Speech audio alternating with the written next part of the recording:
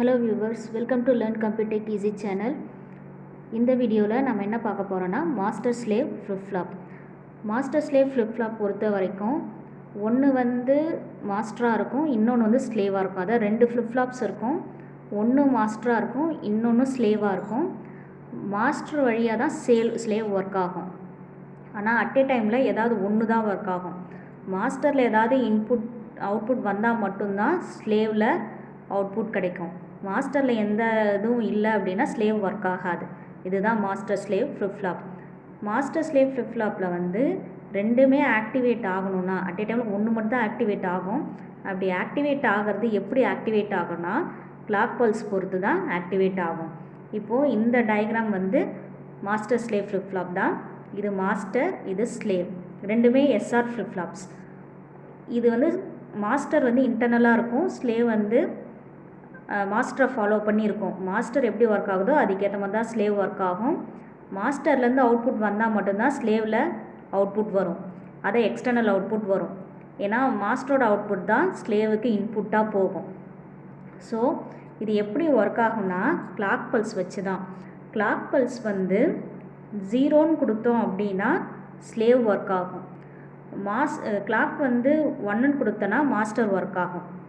Okay, இது எப்படி work ஆகும்னா இப்போ கிளாக் பல்ஸில் நான் வந்து 1 கொடுத்தேன்னா இந்த இடத்துல 0ன்னு போகும், இங்கே 1ன்னு போகும்.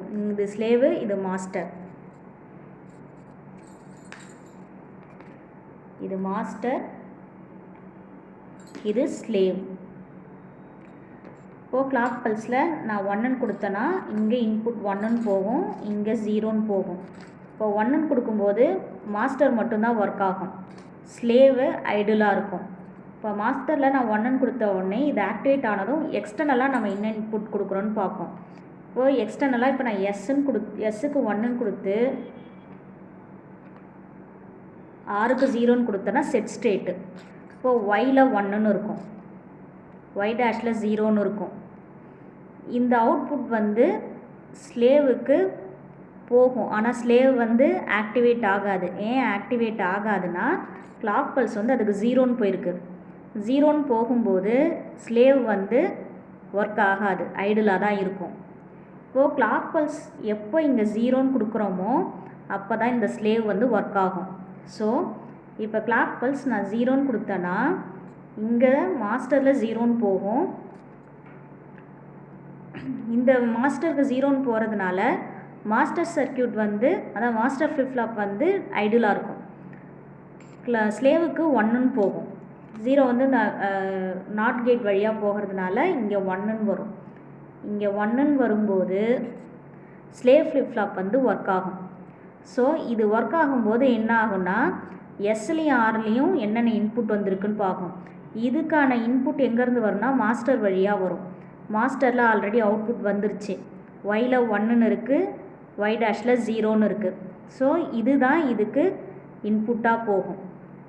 இன்புட்டாக போகும்போது எஸ்ஸில் 1ன்னு வரும், ஆரில் 0ன்னு போகும். எஸ்ஸில் 1ன்னு வந்த உடனே இது செட் ஸ்டேட்டு. செட் ஸ்டேட்டுன்றதுனால க்யூவில் 1ன்னு இருக்கும், க்யூ டேஷில் 0ன்னு இருக்கும். இப்படி தான் master slave flip flop work ஆகும். அதாவது அட் ஏ டைமில் மாஸ்டரோ இல்லை ஸ்லேவோ ரெண்டுத்தில் ஏதாவது ஒன்று தான் ஒர்க் ஆகும். மாஸ்டர் ஒர்க் ஆகும்போது ஸ்லேவ் ஒர்க் ஆகாது, ஐடிலாக இருக்கும்.